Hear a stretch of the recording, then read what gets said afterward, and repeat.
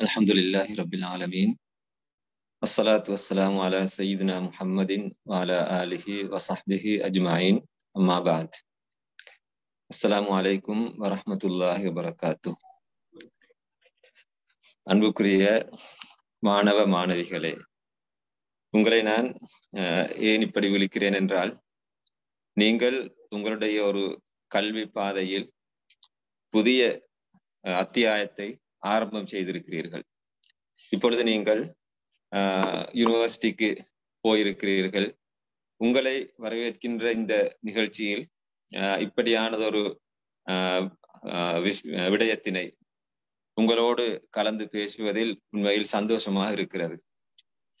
ஒழுக்க விழுமியங்கள் அவற்றை நாங்கள் கவனத்தில் கொண்டு இஸ்லாத்தின் அடிப்படையான அம்சங்களில் தவறவிடாமல் மார்க்க வரம்புகளை மீறாமல் எப்படி நடந்து கொள்வது, அதே நேரம் மாற்று மத சகோதரர்களோடு கலந்து வாழுகின்ற இந்த சந்தர்ப்பத்தில் எவ்வாறு நாங்கள் எங்களுடைய தனித்துவத்தை இழந்து விடாமல் பக்குவமாய் எங்களை பாதுகாத்துக் கொள்வது என்பது போன்ற அந்த விஷயங்களை மிச்சம் எளிமையாக சுருக்கமாக உங்களோடு கதைக்கலாம் என்று விரும்புகிறேன்.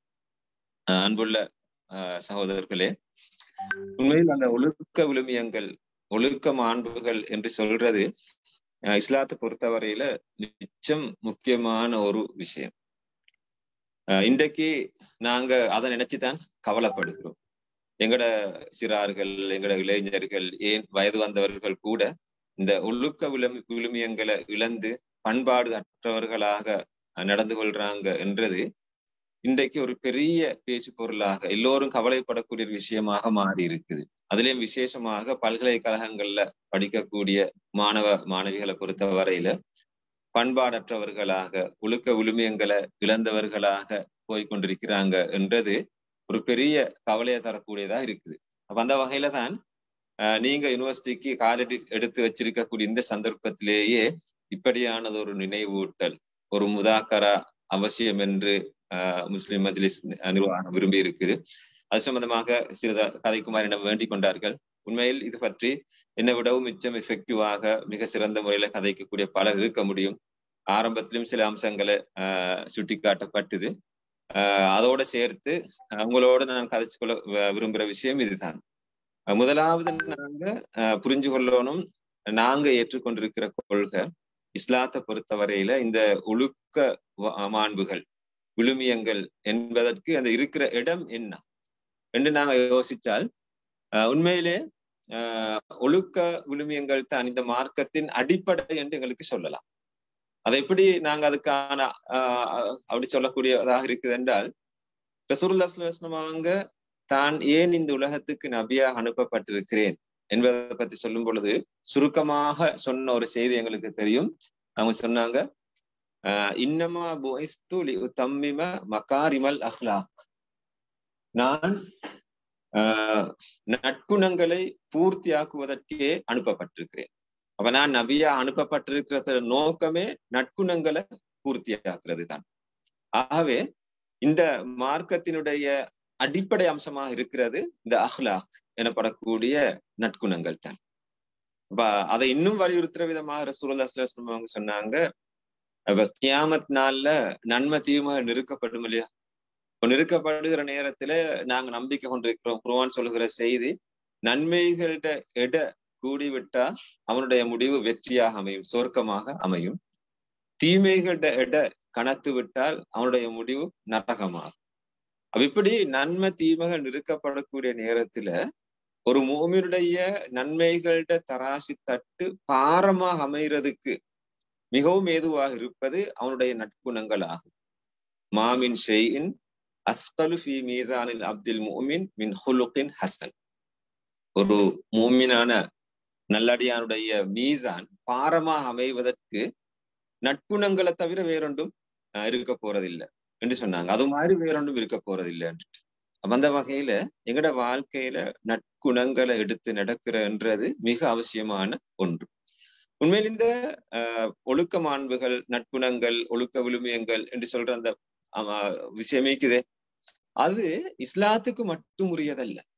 அதை எல்லா மதங்களும் அங்கீகரிக்கிற விஷயம். அங்கீகரிக்கிறது மட்டுமல்ல, எல்லா மதங்களும் தூண்டுகின்ற வழிகாட்டுகின்ற ஒரு விஷயமாகத்தான் இருக்கு. அப்ப நாங்க இப்ப யூனிவர்சிட்டியில படிக்கிற நேரம், மாற்று மத சகோதரர்கள் நடந்து கொள்கிற நேரம், அவங்களோட சேர்ந்து வாழ்றதுக்கும் அவங்கள அணுகிறதுக்கும், ஏன் அவங்களுக்கு நாங்க எங்களோட மார்க்கத்தினுடைய வழிகாட்டலை சொல்லி கொடுக்கறதுக்கும் நல்ல ஒரு பாலமாக இருக்கிறது தான் இந்த நட்புணங்கள். அப்ப நாங்க சொல்லப்படக்கூடிய இந்த நட்புணங்கள் அந்த விஷயத்துல நாங்க திருப்தியா நல்ல முறையில் இருக்க முடியுமா இருந்தால் அது எல்லாரையும் கவரும். யாரும் அவைகளை எதிர்க்க மாட்டாங்க. யாரும் விரும்பக்கூடிய ஒரு அம்சமாகத்தான் நட்புணங்கள் என்றது இருக்கு. அதனாலதான் பாருங்க, உலகத்துக்கு வழிகாட்டுறதுக்காக அல்லாஹு தாலா ரசூல்மார்கள் அனுப்பி இருக்கிறார். அந்த ரசூல்மார்கள் குறிப்பிட்ட ஒரு வயது அடைஞ்சதுக்கு பிறகுதான் நுபுவத் வஹியை பெற்று நபிமார்களாக தங்கள் அறிமுகம் செஞ்சு கொள்றாங்க. அதுக்கு முன்னுக்கு அவங்க அந்த சமூகத்துல வாழ்கிற போது, அந்த மக்களோடு ரெண்டரை கலந்து நடந்து கொள்கிற போது, அல்லாஹ்வுடைய பிளான் எப்படி என்றால் அந்த நபிமார்களாக வரக்கூடியவர்கள் நற்குணசீலர்களாக இருக்க வேண்டும் என்றதுதான். எல்லா நபிமார்களும் அப்படித்தான் இருந்திருக்கிறாங்க. ரசூலுல்லாஹி ஸல்லல்லாஹு அலைஹி வஸல்லம் வாழ்க்கையில நாங்க பார்க்கிறோம், அவங்க முழுக்க பண்பாடுகள் இல்லாத ஜாஹிலியத் நிறைந்த ஒழுக்க விழுமியங்கள் தூக்கி எறியப்பட்ட ஒரு சமூகத்துலதான் வாழ்ந்து கொண்டிருக்கிறாங்க. அதுல இப்ப ரசூலுல்லாஹி ஸல்லல்லாஹு அலைஹி வஸல்லம் மிக சிரேஷ்டமான ஒரு நல்ல பண்புமிக்க ஒருவராக வாழ்ந்து கொண்டிருக்கிறார். அப்ப அதே யாரும் எதிர்க்கல்ல, யாரும் அதை கிண்டல் பண்ணவும் இல்லை, கேலி செய்யல, அது எல்லாரையும் கவருது. இறுதியில அவங்க நபியாக அனுப்பப்பட்டதுக்கு பிறகு அவங்களோட நுபுவத்துக்கு அது தாவாவுக்கு ஏதுவாக அமைஞ்ச ஒரு விஷயமாக அந்த ஒழுக்க விழுமியங்கள் அவரோட அந்த நட்புணங்கள் காரணமாக அமைஞ்சு.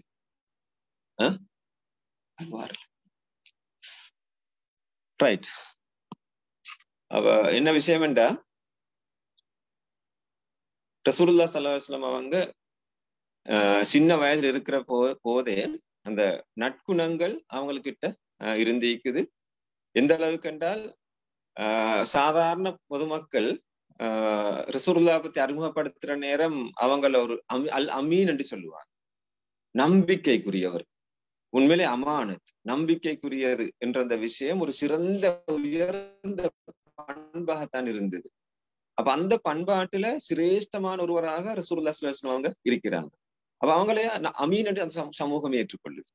அதே மாதிரி என்றைக்குமே அவங்க பொய் பேசுறது இல்லை, முழுக்க உண்மை பேசக்கூடிய ஒருவராகவே வாழ்ந்திருக்கிறாங்க. அவங்கள அசாதிக் என்றுதான் அந்த சமூகம் அழைச்சுது. அப்ப இப்படி அது மட்டுமல்ல, இரத்த உறவுகளை பேணிக் கொள்கிற, கஷ்டத்தில் இருக்கக்கூடியவர்களுக்கு உதவி செய்கிற, விருந்தாளிகளை கவனிக்கிற, இந்த மாதிரியான நட்பண்புகள்ல உயர்ந்த நிலைமையில் இருந்தாங்க. அதை நாங்க விலகிக் கொள்கிறோம். அவங்க நபியா அனுப்பப்பட்ட அந்த வகையின் ஆரம்ப சந்தர்ப்பத்துல அது என்ன ஆண்டு விலகி கொள்ளாம பயந்து போயிருந்த நேரத்துல வகை இறங்கின அந்த சந்தர்ப்பத்துல ஹதிஜா ரலியல்லாஹு அன்ஹா அவங்ககிட்ட வந்து இப்படித்தான் ஒரு விஷயம் நடந்தது, எனக்கு அச்சமா இருக்குது என்று சொன்ன சந்தர்ப்பத்துல ஹதிஜா ரலியல்லாஹு அன்ஹா அவங்க ஆறுதல் சொன்னாங்க. அந்த ஆறுதல்ல குறிப்பிட்ட விஷயம் என்ன தெரியுமா? பயப்படவானு, நீங்க அல்லாஹ் தஆலா ஒருபோதும் உங்களை கைவிட மாட்டார். ஏனென்றால் நீங்க நட்பண்புகள் மிக்க ஒருவராக இருக்கிறீங்க. ஏழைகளுக்கு உதவி செய்கிறீங்க, கஷ்டத்தில் இருக்கக்கூடியவர்களுக்கு கை கொடுக்கிறீங்க, விருந்தாளிகளுக்கு உபசாரம் செய்கிறீங்க, இரத்த உறவுகளை பேணி நடந்து கொள்கிறீங்க, உண்மை பேசுறீங்க. அதனால் அல்லாஹு தாலா ஒருபோதும் உங்களை கைவிட மாட்டான் என்று சொன்னாங்க. அப்ப இதுதான் பாயிண்ட். அப்ப ஒரு நபி ஆரம்பத்திலிருந்தே நட்பண்புகளை தங்களுக்குள்ள வளர்த்து கொண்டு வந்து அப்படியான ஒரு நல்ல ஆளுமையாக காட்சி அளிக்கிற நேரத்துல தான் அல்லாஹு தாலா அவங்கள ஒரு நபியாக வஹிய கொடுக்கக்கூடிய அந்த பொறுப்பு, ரசூலுடைய பொறுப்புக்கு நியமிக்கிறான். இப்படி ரசூலுல்லாஹி ஸல்லல்லாஹு அலைஹி வஸல்லம் அவங்க நபியாக வந்ததுக்கு பிறகு இந்த பண்பாடுகள் எல்லாரும் ஏற்றுக்கொள்கிறார். ஆனால் அவங்க வந்து சொல்லக்கூடிய அந்த புதிய கொள்கை, ஏகத்துவ கொள்கை, அந்த கொள்கையின் அடிப்படையில வரக்கூடிய அந்த அடுத்தடுத்த அம்சங்கள், மறுமை நம்பிக்கை, சொர்க்கம் நரகம் என்ற விஷயங்கள் அவங்க கடுமையாக நிராகரிக்கிறார். அந்த வகையில ரசூலுல்லாஹி ஸல்லல்லாஹு அலைஹி வஸல்லம் அவங்களுக்கு பெரிய ஒரு எதிர்ப்பும் இருக்குது. பிரச்சாரத்துக்கு நிறைய தடைகள் ஏற்படுத்தி கொண்டிருக்கிறாங்க. ஆனால் தடைகளுக்கு மத்தியில ரசூலுல்லாஹ்வுடைய இந்த பண்பாடுகள் அவங்களுக்கு சப்போர்ட்டா அமையுது. அதை நாங்க புரிஞ்சு கொள்றதுக்கு ஏதுவான வரலாற்று ஒரு முக்கியமான நிகழ்வு இருக்கு. அதை நான் இங்க ஞாபகப்படுத்தணும். இப்ப ரசூலுல்லாஹி ஸல்லல்லாஹு அலைஹி வஸல்லம் அவங்களுக்கு அல்லாஹ் தஆலா கட்டளை இடுகிறான், உங்களோட நெருங்கின உறவினர்களை நீங்க எச்சரிக்கை செய்யுங்க. அல்லாட வழிகாட்டல் எடுத்து சொல்லுங்க அன்திர் அஷீரத்தக்கல் அக்ரபீன் என்ற அந்த குர்ஆன் வசனம் இறங்கிச்சு. அந்த வசனம் இறங்கின போது அண்டைக்கு இருக்கக்கூடிய அந்த மரபின் படிக்கு ஒரு முக்கியமான செய்தியை சொல்லணுமாக இருந்தால் குறிப்பிட்ட ஒரு இடத்துக்கு எல்லாரையும் அழைப்பாங்க. ஒரு உயர்ந்த இடத்தில் இருந்து கொண்டு ரசூலுல்லாஹி ஸல்லல்லாஹு அலைஹி வஸல்லம் அவங்க அந்த மக்களை அழைக்கிறாங்க. அந்த வகையில சஃபா மலையின் மீது ஏறி கொண்டு எல்லாரையும் கூப்பிடுறாங்க. அவங்களோட உறவினர்கள், சொந்த பந்தங்கள் எல்லாரையும் அழைக்கிறாங்க. அழைச்சி தன்னுடைய செய்தியை சொல்ல பாக்குறாங்க. தான் அல்லாஹ்வுடைய தூதர், மறுமையினால் உங்களுக்கு எச்சரிக்கை செய்ய போகிறேன் என்ற அந்த விஷயத்தை சொல்றதுக்காக ரசூலுல்லாஹி ஸல்லல்லாஹு அலைஹி வஸல்லம் அந்த மக்களை பார்த்து கேட்கிறாங்க ஒரு கேள்வி. என்ன தெரியுமா? இந்த மலைக்கு பின்னால் ஒரு சக்தி வாய்ந்த குதிரை படை உங்களை அழிக்கிறதுக்காக தாக்குறதுக்காக வந்து கொண்டிருக்குது என்று நான் சொன்னா நீங்க நம்புவீங்கல்ல என்று கேட்டதோட அங்கிருந்த மக்கள் எல்லாரும் என்ன தெரியுமா சொன்னாங்க? நிச்சயமாக நம்புவோம். ஏனென்றால் நீங்க ஒரு நாளும் பொய் சொன்னதை நாங்க கண்டதில்லை என்று சொன்னாங்க. இந்த விஷயத்த கவனிங்க பார்ப்போம். உண்மையா அந்த பொய் சொல்லாம எல்லா நேரங்களிலும் உண்மையாக நடந்து கொள்கிறாங்க, நேர்மையா நடந்து கொள்றாங்க என்றது பண்பாடுகளோட ஒரு உயர்ந்த அம்சம் தான். அப்ப அந்த குவாலிட்டி அவங்களுக்கு இந்த இடத்துல ஏதுவாக அமைஞ்சிட்டு அவங்க சொல்லுகிற செய்திய அந்த மக்கள் எந்த விதமான மறுப்பும் இல்லாம ஏற்றுக்கொள்ளக்கூடிய விதமாக அது அமையுது. அப்படின்னு நான் சொல்ல வர விஷயம் என்னென்றால் அந்த மக்கள் ரசூலுல்லாஹ் இப்ப நிராகரிக்கிறாங்க, அவங்களோட கொள்கையை எதிர்த்து நிக்கிறாங்க. அதுக்கு மத்தியில நீங்க சொன்ன நாங்க நம்புவோம் என்ற அளவுக்கு அவங்களை ஏற்றுக்கொண்டிருக்கிறாங்க. காரணம் அந்த பண்பாடுகள் தான். அவங்க ஒரு பொழுதும் அந்த பண்பாடுகளை விட்டு கொடுத்ததில்லை, அதுக்கு மாற்றமா நடந்து கொண்டதில்லை என்ற ஒரு விஷயம் இருக்குது. அப்படியான ஒரு பின்னணியில தான் அவங்க தன்னுடைய நுபுவத்தின் நோக்கத்தை பத்தி சொல்ற நேரமே நான் அல்லாஹ்வுடைய தூதரா அனுப்பப்பட்டிருக்கிறது நற்குணங்களை பூர்த்தியாக்க வேணும் என்றதுக்காகத்தான் என்று சொல்லி இருக்கிறாங்க. இப்படி இஸ்லாத்துல வழிகாட்டல்ல அடிப்படையான இபாதத்கள் இருக்கு. அந்த இபாதத்கள் மூலமாகவும் மனிதர்கள் தங்களோட வாழ்க்கையில நற்குணங்களை உருவாக்கி கொள்ளணும், ஒழுக்க விழுமியங்களை தங்களுக்கு மத்தியில் ஏற்படுத்தி கொள்ள வேணும் என்றுதான் அந்த இபாதத்கள் மூலமா எதிர்பார்க்கப்படுகிறது. தொழுகையின் மூலமாக எங்களுக்கு மத்தியில் இருக்கக்கூடிய கெட்ட செயல்கள், மானக்கேடான நடத்தைகள், அதாவது கற்பொழுக்கத்துக்கு மாற்றமான நடத்தைகள், எங்களுடைய தேவையற்ற பேச்சுகள், இவைகள் எல்லாத்தையும் விட்டு எங்களை தடுக்கக்கூடியதாக தொழுகை அமைய வேண்டும் என்று குர்ஆன் வழிகாட்டுது. இன்ன ஸலாத்த தன்ஹா அனில் ஃபஹ்ஷாஇ வல் முன்கர். நிச்சயமாக தொழுகை மானக்கேடான விடயங்கள், கெட்ட அம்சங்களை விட்டும் ஒரு மனிதனை தடுக்கும். அப்ப தொழுகை வெறுமனே தொழுது முடிக்க வேண்டும் என்றதுக்காக அல்ல. அந்த தொழுகை அல்லாஹுக்கும் எங்களுக்கும் இடையிலான ஒரு நெருக்கமான உறவை ஏற்படுத்தி அல்லாஹு தாலா தடுத்தவைகள் எல்லாத்தையும் தவிர்த்து கொள்ளணும் என்ற ஒரு மனப்பாங்கை ஏற்படுத்தி அந்த தீய செயல்கள், மானக்கேடான விஷயங்கள் எல்லாத்த விட்டும் தொழுகை எங்களை தடுக்கக்கூடியதாக இருக்கணும். அப்ப அந்த மாதிரி நோன்பை பத்தி சொல்லும் பொழுதும் ரசூலுல்லாஹி ஸல்லல்லாஹு அலைஹி வஸல்லம் ஒரு ஹதீஸை சொன்னாங்க. ஒரு மனிதன் தீய வார்த்தைகள், கெட்ட பேச்சுகள், கெட்ட செயல்களை விட்டு ஒருவன் தன்னை தடுத்து கொள்ள இல்லை என்றால் வெறுமனே பசியோடும் தாகத்தோடும் கஷ்டப்படணும் என்று அல்லாஹ்க்கு எந்த தேவையும் இல்லை. அப்ப நாங்க நோன்பு பிடிச்சு கொண்டு பசியோட தாகத்தோட இருக்கிறோம் என்றா அது எங்களுக்குள்ள ஒரு பயிற்சியை தர வேணும். கெட்ட வார்த்தைகள் பேசுறதை விட்டும் தவிர்த்து கொள்ளணும், கெட்ட நடத்தைகள், மோசமான விஷயங்களை விட்டு நாங்க தவிர்த்து கொள்ளணும் என்ற ஒரு பயிற்சியை தர வேணும். இதுதான் அந்த நோன்பினுடைய நோக்கம் என்று இவற்றில வலியுறுத்தப்பட்டிருக்கிறேன். அப்ப ஜக்காத், ஹஜ் போன்ற அம்சங்களும் அப்படித்தான். அது ஒரு விரிவான ஒரு பகுதி பார்க்கிறதுக்கு சுருக்கமா விளங்கிக் கொள்ளலாம் என்றால் இஸ்லாத்தினுடைய அடிப்படையான இபாதத்கள் மூலமாகவும் அவருடைய ரிசல்ட்டா எதிர்பார்க்கப்படுகிற அந்த வணக்கங்கள் ஈடுபடக்கூடியவர்களிடத்துல நல்ல ஒழுக்க விழுமியங்கள் உருவாக வேண்டும் என்றது. அப்ப ஒழுக்க விழுமியங்கள் இல்லாத ஒரு மனித சமூகத்தில அந்த மனிதர்கள் எவ்வளவு தான் தொழுகிறவர்களாக, நோன்பு பிடிக்கிறவர்களாக, ஹஜ் உம்ரா செய்றவர்களாக இருந்தாலும் அந்த வணக்கங்களுக்கு எந்த விதமான பெருமதியும் இல்லாம பேசுறோம். அந்த தொழுகையில வேலை இல்லை, ஹஜ்ஜில வேலை இல்லை என்ற வகையில தான் ரசூலுல்லாஹி ஸல்லல்லாஹு அலைஹி வஸல்லம் எச்சரிக்கை செஞ்சிருக்கிறாங்க. யாருடைய தொழுகை மானக்கேடான விஷயங்கள், கெட்ட நடத்தைகளை விட்டும் ஒரு மனிதனை தடுக்கலையோ அந்த தொழுகை இல்லை. பலா ஸலாத்த லஹு என்றே ரசூலுல்லாஹ் குறிப்பிட்டாங்க. அப்ப இப்படி விஷயத்தை நாங்க விளங்கிக் கொள்ளவே. அப்ப நாங்க இந்த ஒழுக்க விழுமியங்கள் எல்லாத்தையும் எங்களுக்கு மத்தியில ஏற்படுத்தி கொண்டு அதுக்கு நல்ல முன்மாதிரிகளா நாங்க இருந்து கொண்டு எங்களோட அன்றாட வாழ்க்கையில இப்ப நீங்க யூனிவர்சிட்டி உள்ளுக்கு அந்நிய சகோதரர்களோட, மாற்று மத சகோதரர்களோட சேர்ந்து வாழ்கிறீங்க. சேர்ந்து வாழ்கிற நேரம் உங்களுக்கு இப்படியான நல்ல ஒழுக்க விழுமியங்கள் அவங்க காணும் பொழுது நிச்சயமாக அவங்க உங்களை அங்கீகரிச்சு கொள்வாங்க. அப்ப நீங்க இஸ்லாத்தினுடைய தனித்துவத்தை பேணி நடந்து கொள்கிற நேரம் அதை அவங்க கிண்டல் பண்ண மாட்டாங்க, கேலி செய்ய மாட்டாங்க. ஏனென்றால் அவங்களுக்கு தெரியும் நீங்க ஒரு லட்சியத்தோடு இருக்கிறீங்க.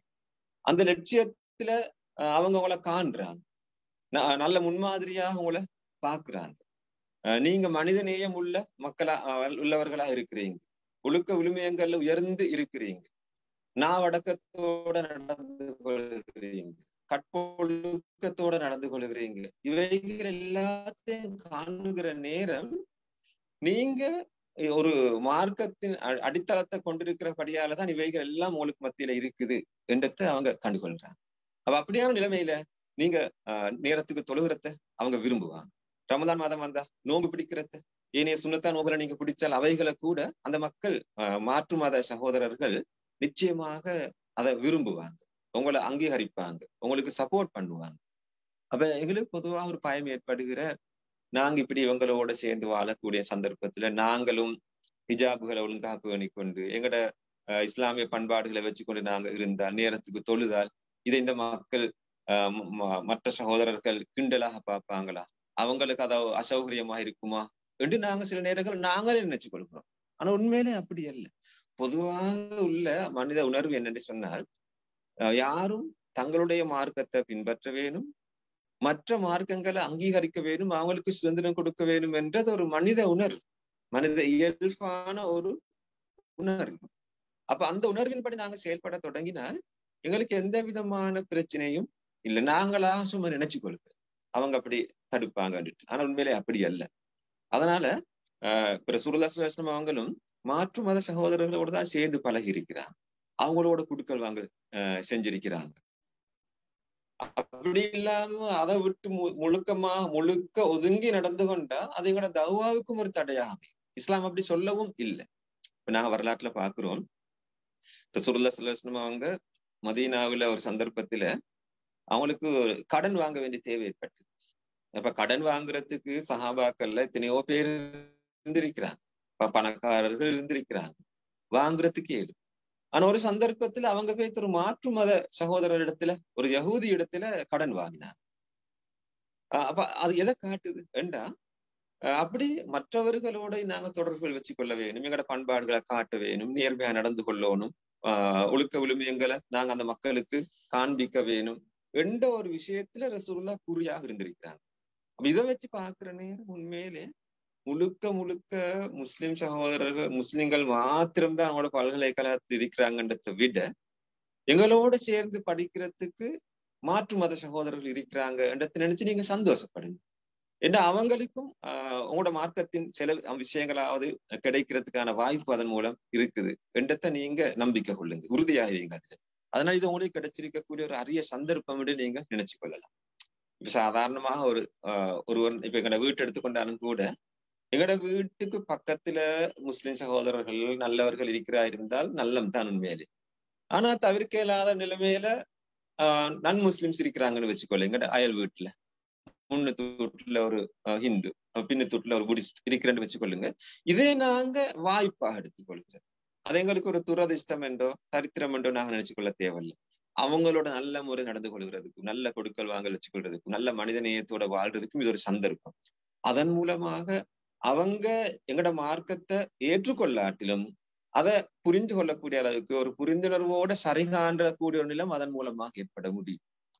அப்ப அதெல்லாத்துக்கும் காரணமாக அமைகிறது உண்மையிலே எங்கட இந்த ஒழுக்க விழுமியங்கள் தான். ஞாபகம் இருக்குது, ஜாமியா நலிமியாவுக்கு அதோட முதல் கன்வகேஷனுக்கு வருகை தந்த ஒரு முக்கியமான இஸ்லாமிய அறிஞர், இந்தியாவிலிருந்து வந்தவர் மௌலானா அபுல் ஹசன் அலி நதுவி. அவங்க உண்மையிலே ஸ்ரீலங்காவை பார்க்கிற நேரம், அவங்க வார நேரமே ஸ்ரீலங்கா ஒரு வித்தியாசமான அமைப்பு, திரும்பின பக்கம் எல்லாம் சிலைகள், பன்சலைகள், சர்ச்சுகள் இப்படி எல்லாம் இருக்கு. பெரும்பான்மை அவங்களாகத்தான் இருக்குது. முஸ்லிம்கள் மிச்சம் ஒடுக்கப்பட்டு சிறுபான்மையா அப்படி அப்படி பார்த்து கொண்டு வந்திருக்கிறார். அப்படி வந்து அவரோட அந்த கன்வகேஷன் ஸ்பீச்ல ஒரு செய்தியை சொன்னார். இப்படி என்ன தெரியுமா, நான் காண்கிறேன் இந்த நாட்டை பொறுத்த வரையில தௌவாவுக்கான வாசல்கள் எல்லாம் மூடப்பட்டிருக்கிறது மாதிரி. ஆனால் ஒரு வாசல் மட்டும் எப்போதுமே திறந்திருக்கிறது. அறிந்து கொள்ளுங்கள், அதுதான் பாபுல் அஹ்லாக், ஒழுக்க விழுமியங்கள் என்கின்ற அந்த வாசல். அது ஆல்வேஸ் ஓப்பன். அதுக்கு நீங்க பயப்படவே தேவையில்லை. அப்ப நாங்க அந்த ஒழுக்க விழுமியங்களோட நடந்து கொள்ள முடியுமா இருந்தால் அது தவாவுக்கு ஒரு வாய்ப்பு என்றதை நாங்க மறந்துடக்கூடாது. அப்ப நீங்க உங்களோட யூனிவர்சிட்டி உள்ளுக்கு நீங்க லெக்சர் டைமா இருந்தாலும் சரி, ஏனைய ஃப்ரீ நேரங்களா இருந்தாலும் சரி, நீங்க ஒரு சோசியல் ஆக்டிவிட்டிஸ் ஈடுபடுற நேரமா இருந்தாலும் சரி, டூர் போற ஒரு நேரமா இருந்தாலும் சரி, முஸ்லிம்கள் என்ற வகையில உங்களோட ஒழுக்க விழுமியங்களை நீங்க ஒரு போதும் இழந்துடுவாங்க. உங்களோட பேச்சுவார்த்தைகள்ல ஒழுக்கம் இருக்க வேண்டும்.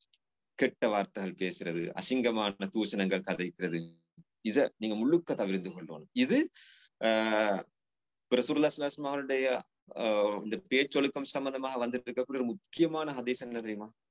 மாகான ரசூலுல்லாஹி ஸல்லல்லாஹு அலைஹி வஸல்லம் ஃபாஹிஷன் வலா முத்தஃபாஹிஷன்.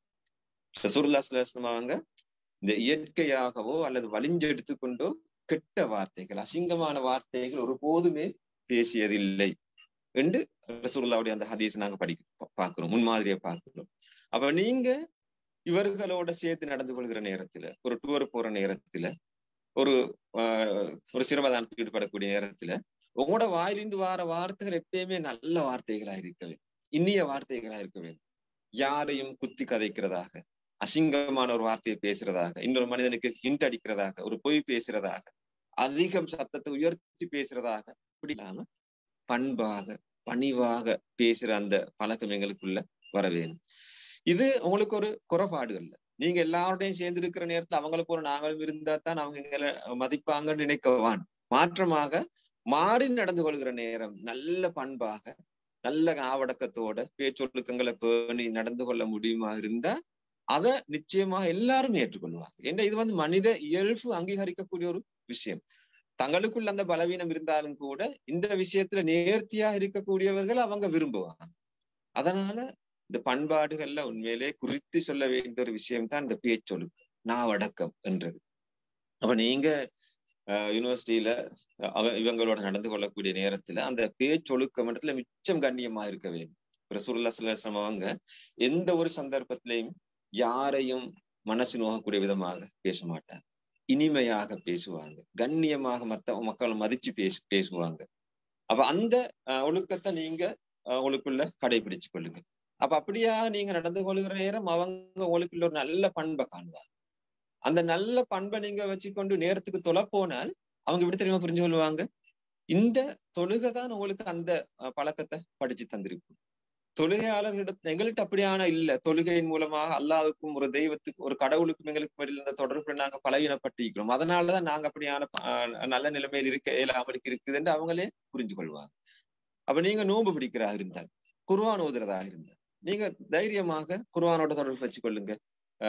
அவங்களோட நீங்க பழகக்கூடிய நேரங்கள்ல அவங்கள மதிச்சு கண்ணியமா நடந்து கொள்ளுகிற, உங்களுக்குரிய ஓய்வு நேரத்துல குர்ஆனுக்குரிய நேரத்துல நீங்க குர்ஆனை ஓதும் பொழுது, அதை படிக்கும் பொழுது அவங்க புரிஞ்சு கொள்வாங்க. இந்த குர்ஆன் இதனுடைய வழிகாட்டல்கள் தான் உங்களை இப்படி சிரேஷ்டமானவர்களாக மாற்றி இருக்குது, நல்ல பண்பாளர்களாக உயர்த்தி இருக்குது என்று அவங்க புரிஞ்சு கொள்வாங்க. அப்ப இதுதான் அந்த பாபுல் அஹ்லாக். எல்லா வாசல்களும் மூடப்பட்டிருந்தாலும் கூட நீங்க அந்த மக்களுக்கு அவங்களோட பேசிட்டு நேரடியாக அல்லாஹ்வை பத்தியோ மறுமையை பத்தியோ பேச முடியாட்டிலும் உங்களோட இந்த பண்பாடுகள் மூலமாக உங்களோட மார்க்கத்தை, உங்களோட வேதத்தை அவங்க சரி காணக்கூடிய ஒரு நிலைமை ஏற்பட்டதுக்கு முடியும். ரைட். அப்ப அந்த வகையில தான் நாங்க ஒரு பொழுதும் எங்களோட பண்பாடுகளை இழந்துடக்கூடாது, எங்களோட இஸ்லாமிய வழிகாட்டல்களை விட்டு முரணாக நாங்க பேசிடக்கூடாது. ஹராம் ஹலால் விஷயத்துல மிச்சம் பேணுதா இருக்க வேணும். சாப்பாடுகளா இருக்கலாம், ஆடை அணிகிற விஷயங்களா இருக்கலாம், விசேஷமாக பெண்களுடைய ஹிஜாப் ஒழுக்கமா இருக்குது. அவைகள்ல எல்லாம் நீங்க மிக நல்ல முறையில நடந்து கொள்ளுங்க. ஹிஜாப் ஒழுக்கம் என்று சொல்கிற நேரம் அதுல நாங்க மிச்சம் எக்ஸ்ட்ரீமாக இருந்து அப்படியே நடந்து கொள்ற நேரம் சில வேளை அது மாற்று மதத்தவர்களுக்கு சில அசௌகரியங்கள் ஏற்படுத்துறதுக்கு இயலும். மொத்தமாகவே கதைக்காமலுக்கு எந்த தொடர்பும் இல்லாம ஹிஜாப பேணணும் என்று மார்க்கம் சொல்லவும் இல்லை.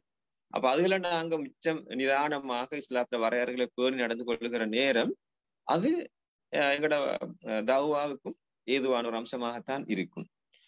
ரைட். அப்ப அந்த வகையில தான் நாங்க இப்படியான ஒரு சப்ஜெக்ட இந்த சந்தர்ப்பத்துல உங்களோட கதைக்க வேணும் என்று எதிர்பார்த்தோம். அப்ப நாங்க ஆரம்பத்துல ஒரு சகோதரர் சுட்டி காட்டினது மாதிரி பொதுவா இந்த அந்நியர்களோட சேர்ந்து நடந்து கொள்கிற நேரத்துல ஒரு கொள்கை இப்படி சொல்லுவாங்க. அது என்னன்னு சொன்னால், கலந்து வாழ்வோம், கரைந்து போக மாட்டோம். அதோட பொருள் என்ன? நாங்க மத்தவங்களோட தொடர்பு வச்சு கொண்டுதான் நடந்து கொள்வோம். அவர்களோட மிச்சம் நல்லா நடந்து கொள்வோம், மனித நேயத்தோட நடந்து கொள்வோம். அவங்களுக்கு ஏதாவது ஒரு கஷ்டம் ஆகத்தொண்டு வந்தேன்னு சொன்னா நாங்க தான் முன்னுக்கு நிற்போம், உதவிக்காக வேண்டி ஓடுவோம். ஆனா அதுல பொருள், அவங்களோட ரெண்டரை கலந்து அவங்களோட கலாச்சாரங்களை நாங்களும் சரி கண்டு அந்த கலாச்சாரங்களுக்கு நாங்களும் உட்பட்டு எங்களோட தனித்துவத்தை நாங்க இழந்து போக மாட்டோம். நாங்க அதான் கரைஞ்சு போறன்று. அப்படி கரைஞ்சு போக மாட்டோம். மாற்றமாக கலந்து வாழ்வோம், கரைஞ்சு போக மாட்டோம். அப்படி இருப்போம். அப்ப அந்த ஒரு விஷயத்த கவனத்துல கொண்டு உங்களோட யூனிவர்சிட்டி வாழ்க்கை அமைய வேணும் என்று நாங்க ஆசைப்படுகிறோம். அதுக்காக நாங்க இந்த விஷயத்த இந்த சந்தர்ப்பத்துல ஞாபகம் ஊட்டிக் கொள்கிறோம். எனவே எல்லா சந்தர்ப்பத்திலும் நீங்க உங்களோட ஒழுக்க விழுமியங்களை இலக்கவானும். அந்த வகையில ஒரு மிக கவனத்துல வைங்க அந்த கற்பொழுக்கம் என்ற விஷயம். இது அந்த ஒழுக்க மாண்புகள்ல உச்சத்தில் இருக்கக்கூடிய ஒரு விஷயம், கற்பொழுக்கம். அந்த வகையில பாய்ஸா இருந்தாலுமோ கேர்ள்ஸா இருந்தாலுமோ ஆண் பெண் அந்த உறவுகள் விஷயத்துல முஸ்லிம்களோட இருந்தால்தான் முஸ்லிம் அல்லாதவர்களோட இருந்தால்தான் அந்த வரையறைகளை பேணி மிக கட்டுப்பாடாக கற்பொழுக்கத்தோட நடந்து கொள்ளுங்க. அது ஒரு பிரதானமான அம்சம் என்பதை நீங்க மறந்துடவானு. அடுத்தது நாவடக்கம். பண்பாடுகள்ல அடுத்ததாக சுட்டி காட்டப்பட முடியுமான ஒரு அம்சம் தான் நாவடக்கம்.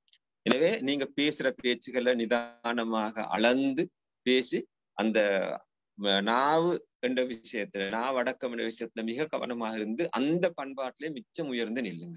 நான் ஏன் இந்த ரெண்டு விஷயத்தை மிச்சம் போக்கஸ் பண்ணி சொல்கிறேன் என்றால், ரசூலுல்லாஹி ஸல்லல்லாஹு அலைஹி வஸல்லம் அவங்களும் மிச்சம் வழிகாட்டின ஒரு விஷயம். ஒரு ஹதீஸ்ல இப்படி குறிப்பிட்டாங்க, மை யத்மனு லி மா பைன லஹ்யைஹி வ மா பைன ரிஜ்லைஹி அத்மனு லஹுல் ஜன்னah. யார் தன்னுடைய கற்பையும் தன்னுடைய நாவையும் பாதுகாத்துக் கொள்வதாக எனக்கு உத்தரவாதம் அளிக்கிறார்களோ அவர்களுக்கு சொர்க்கம் கிடைக்கிறதுக்கு நான் உத்தரவாதம் அளிக்கிறேன் என்று சொன்னார். எனவே சொர்க்கத்தை ஆசை வச்சிருக்கிற எங்கள் எல்லாரை பொறுத்த வரையிலையும் எங்களுக்கு மத்தியில வர வேண்டிய மிக சிறந்த பண்பாட்டு விழுமியங்கள்ல இந்த இரண்டையும் அடையாளப்படுத்த வேணும், கற்பொழுக்கம், நாவடக்கம். ஆகவே யூனிவர்சிட்டி லைஃப்ல பலர் மிஸ்டேக் விடுகிற இடம் இதுதான். தங்களோட கற்பொழுக்கத்துல அவங்க தவற விடுகிறாங்க, நாவடக்கத்துல தவற விடுறாங்க. எல்லாருடையும் சேர்ந்து எதையும் பேசுறது, தூசணம் புறம் பேசுறது, அடுத்தவனை குறை சொல்றது, அப்படி இப்படி என்ற அந்த விஷயங்கள் இருக்குது. அதுகள் எல்லாத்தையும் தவிர்த்து கொண்டு இந்த விஷயங்கள் அதோடு சேர்த்து இந்த நாங்க மாற்று மதத்தவர்களோட சேர்ந்து பழகுற வகையில எங்களோட பண்பாடுகள்ல அடுத்து வர வேண்டிய அம்சம் நான் அடையாளப்படுத்துற விஷயம் மனித நேயம். எனவே அந்த மனித நேயம் என்ற விஷயத்திலையும் எந்த அளவுக்கு எங்களுக்கு சிறப்பா நடந்து கொள்ள முடியுமோ அந்த அளவுக்கு நாங்க போவோம். மற்ற மனிதர்களுக்கு உதவி செய்யறது, படிச்சு கொடுக்கறது, எங்களாலேயுமான அந்த ஹெல்ப்களை பண்றது, பொருளாதார ரீதியாக கூட கஷ்டத்துல இருக்கக்கூடியவர்களுக்கு கை கொடுக்கிறது, இந்த மாதிரி எங்களுக்கு சில வேளை கொடுக்கறதுக்கு இல்லாட்டிலும் கூட வேற யார் மூலமாக எடுத்து கொடுக்கறதுக்கு இயல்பா இருந்தால் அப்படி செஞ்சு விடுகிறது. அது முஸ்லிம் அல்லாதவர்களுக்கும் தான் கட்டாயம். அப்ப அந்த மாதிரி மிக மனித நேயத்தோட நடந்து கொள்கிற என்ற ஒரு விஷயம். இந்த மூணையும் தான், இந்த மூணு பண்பாடுகளையும் நீங்க அடையாளப்படுத்திக் கொள்ளுங்க. இதுல நாங்க முன்னுக்கு நிக்கணும் என்று யோசிங்க. முடியுமா இருந்தால் அதோட சேர்த்து நான் இதே சொல்ல விரும்பினேன், இந்த பணிவு, பெருமை அடிக்காம, அதுவும் உண்மையிலேயே மற்றவர்களை கவரக்கூடிய, இஸ்லாம் விரும்பக்கூடிய ஒரு மூமினத்துல வர வேண்டிய ஒரு உயர்ந்த பண்பாக அடையாளப்படுத்தப்பட்டிருக்கிற ஒரு விஷயம். பெருமை இல்லாம பண்பான பணிவாளர்களாக நடந்து கொள்ள பார்க்கிறது. அப்ப இப்படியான அந்த பண்பாடுகள் எல்லாத்தையும் எங்களுக்கு மத்தியில எங்களுக்குள்ள ஏற்படுத்தி கொண்டு இஸ்லாத்திட வரையறைகளை மீறாம நாங்க நடந்து கொள்கிறது என்ற ஒரு கொள்கையில குறியாக இருக்க வேண்டும். ரைட். அப்ப எந்த ஒரு சந்தர்ப்பத்திலையும் நாங்க தொழுக நேரத்தை தவற விடாம இருந்து கொள்ள பாருங்க. அதே நேரம் குர்ஆனோடு உள்ள தொடர்பையும் நீங்க வச்சுக்கொள்ளுங்க. குர்ஆனையும் உங்களால உங்களோட சக்திக்கு உட்பட்ட வகையில படிச்சு கொள்ள பாருங்க. அதுவும் உங்களுக்கு ஒரு சிறந்த வழிகாட்டலாக அமையும். உங்களோட வாழ்க்கையில ஒரு பெரிய மாற்றம் ஏற்படுறதுக்கு காரணமாக அமையும். இன்ஷா அல்லாஹ் உங்களோட கல்வி வாழ்க்கை மிக சிறந்ததாக அமைஞ்சு எதிர்காலத்துல நீங்க நல்ல பெருப்பேறுகளை பெற்று நல்ல கல்விமான்களாக நல்ல உயர்ந்த இடத்துக்கு வர வேணும் என்று நான் ஆசைப்படுகிறேன். உங்களுக்கு நான் துஆ செய்கிறேன். இன்ஷா அல்லாஹ் இந்த ஒரு சிறிய அறிவுரையோடு இந்த முதாக்கராவை நிறைவு செய்து கொள்கிறேன். வாஹிர்தாவானா அல்ஹம்துலில்லாஹி ரப்பில் ஆலமீன். அஸ்ஸலாமு அலைக்கும் வரஹ்மத்துல்லாஹி வபரகாத்துஹ்.